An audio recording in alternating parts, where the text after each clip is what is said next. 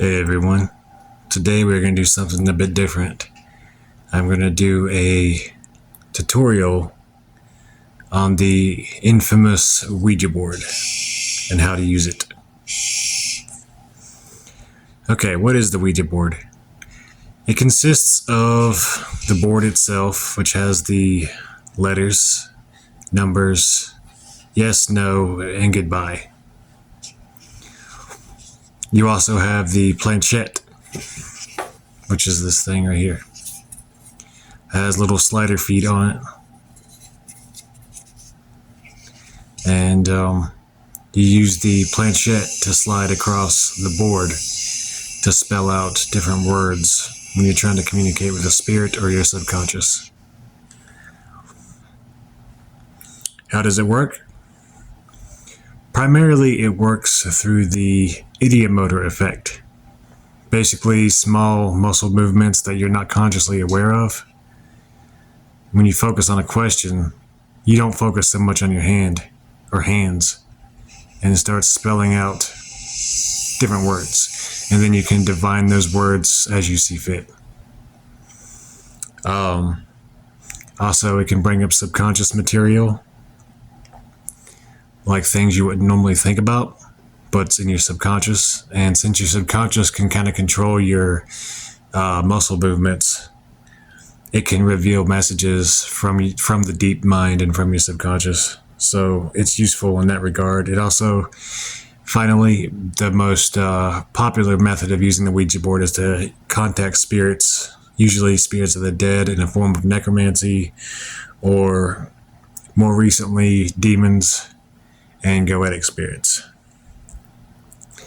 How to use it? Well, starting off, you'll want to familiarize yourself with the board and the planchette. Get a feel for it. Figure out where everything is. Yes, no. Say number 10. Goodbye. And you can start spelling out different letters with each letter of the alphabet, like ale, B, cat, and so on. You keep practicing that, and eventually you'll know subconsciously and consciously where each letter is, where each number is, how to go to yes and no and goodbye. That will kind of set the stage for communication with your subconscious and with spirits. Once you got a feel for it, you'll want to find the best hand position or hands position for the board. A lot of times in the books that come with it, it talks about putting 2 fingers lightly on the planchette. Since I'm holding the phone with the other hand, basically what I would normally do is index and middle finger, these 2 right here and 2 over here, and I just slightly press on it and then ask my questions. Don't have your elbows on the table or anything like that. Just kind of have everything floating and just light pressure. The amount of pressure you want is probably the same amount of pressure you use if you wear contacts and you're putting your contacts in. So just very, very light and kind of feather it. Just enough to where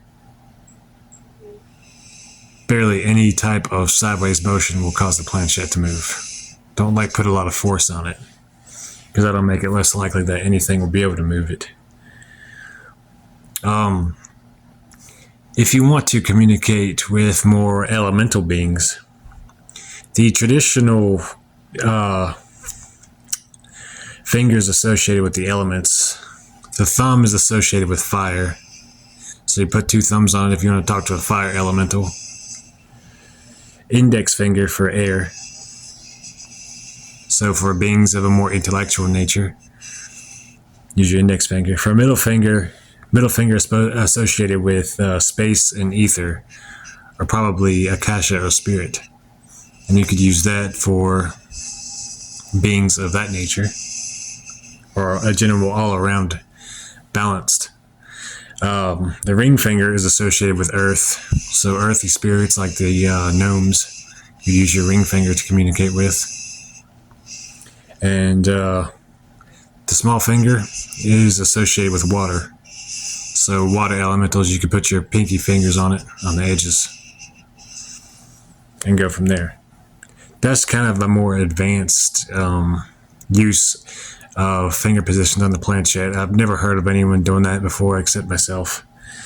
But I figured it would be a cool, more advanced form of spirit communication using the Ouija board and the elemental associations with the fingers. A simple session. They talk about lighting candles. You can do that. Some people make a big deal about what candle color you use will draw in certain types of spirits. To me, it's just your intent. I like using black candles personally. But light some candles, have all electric light off. Really set the mood. You can even have some incense going. Place your fingers lightly on the planchette. Clear your mind. Then ask openly and aloud if anyone is there who wants to communicate with you. And just sit there and wait for a bit.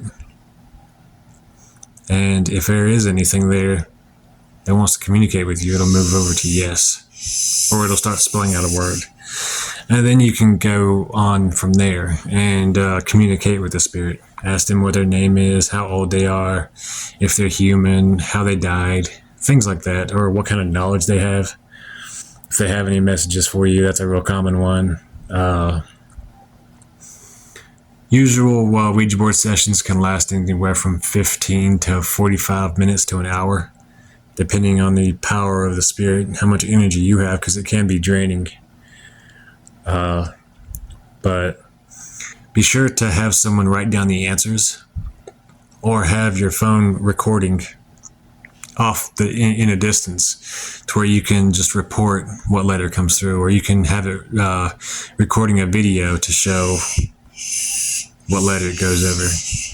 So that way you'll have a documentation of what the spirit said, because when you use a Ouija board, sometimes you go into a trance, and it's hard to remember what letters came through sometimes. And once you are done with the session, simply move the planchette down and spell out goodbye and say goodbye, and that closes the board. A lot of people say that if you do not say goodbye, it leaves the gate open, so to speak, and the spirit can come through to your plane and wreak havoc and all that fun shit. So yeah, it's always good to say goodbye when you're done. Some pointers I'd like to make. If you're going to use the Ouija board with other people, because contrary to popular belief, you can use a Ouija board by yourself without having any negative outcomes. But if you're using it with other people, make sure that the people you're using it with are serious. They're not frivolous and joking around the whole time, unfocused. Make sure they're not going to mock the spirits that you're trying to contact, because that can lead to bad things. What else? Oh yeah, make sure that you don't get those who are easily spooked. Like if a message comes through that's ominous, you don't want somebody freaking the fuck out and just like losing their shit for the next month or so because they got a message on the Ouija board that freaked them out.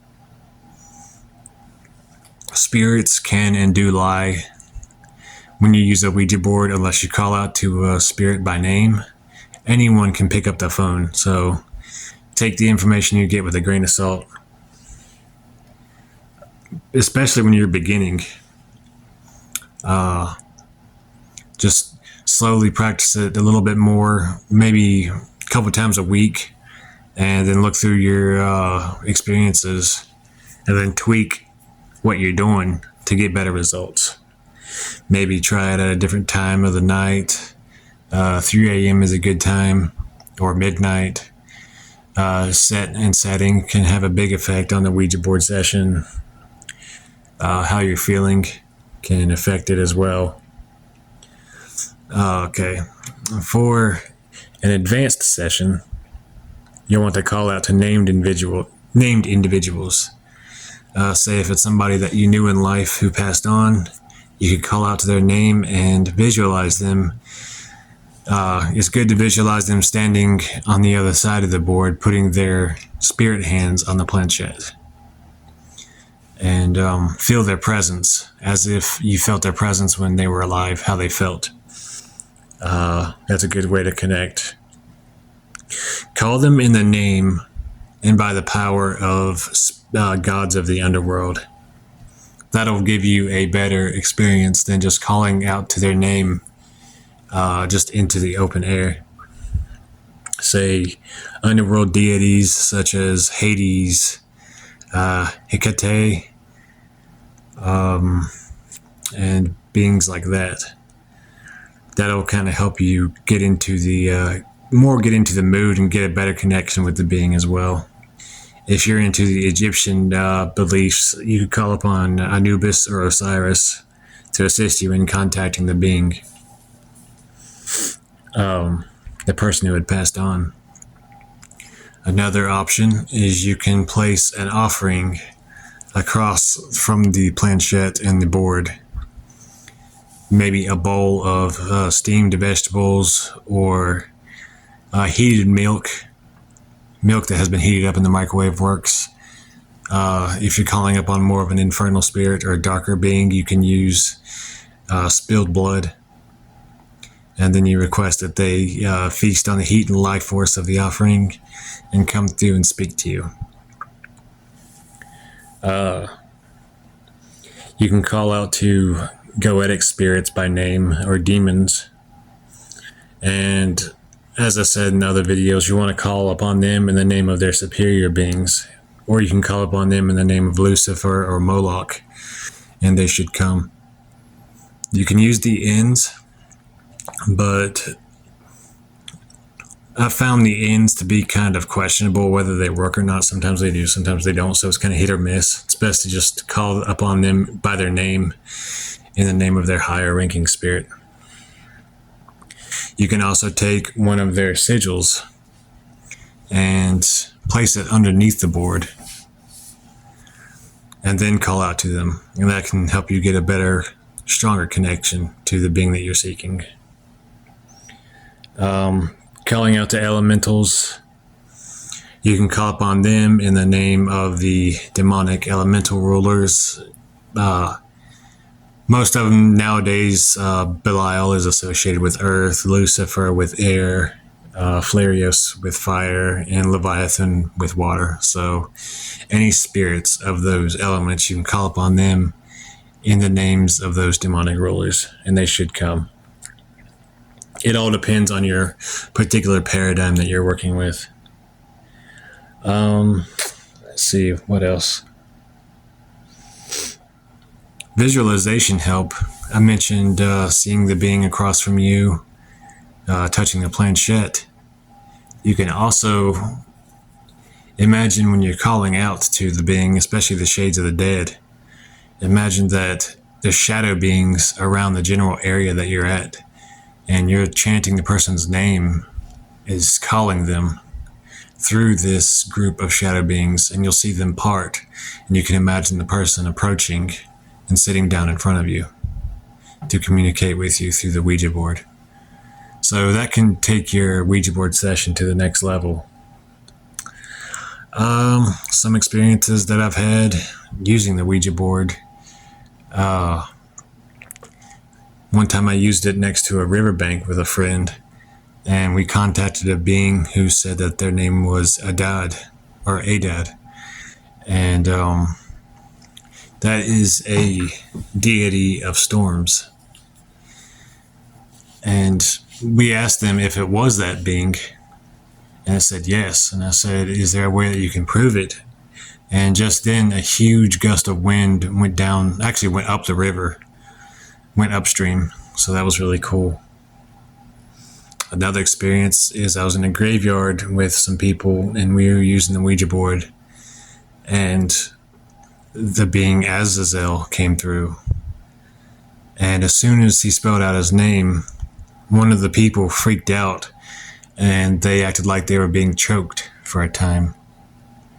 So they never used the Ouija board again after that, because they got attacked straight up. That's another thing that you'll want to consider is using some kind of protection when you use the Ouija board.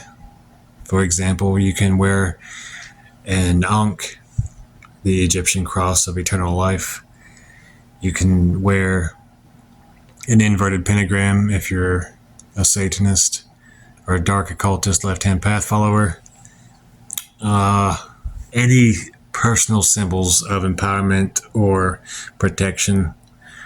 The main ones, like I said, pentagram and the Ankh are really good. Or a symbol of your highest deity. For example, I would be wearing the sigil of Lilith if I was going to have a session right now, because I've charged it in a ritual to her for protection and stuff. So that would be my protection. Let's see, is there anything else I would like to add to this? But yeah, using the Ouija board can be an effective method of communication either with spirits or with your subconscious mind, and you can learn more about yourself with it.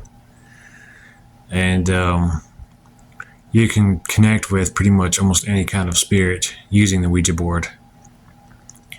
But just go into it with respect and with patience and a focused mind, and you will succeed with using the Ouija board for sure. Anyways, I hope y'all like this video. Like, subscribe, and share. Infernal Hails.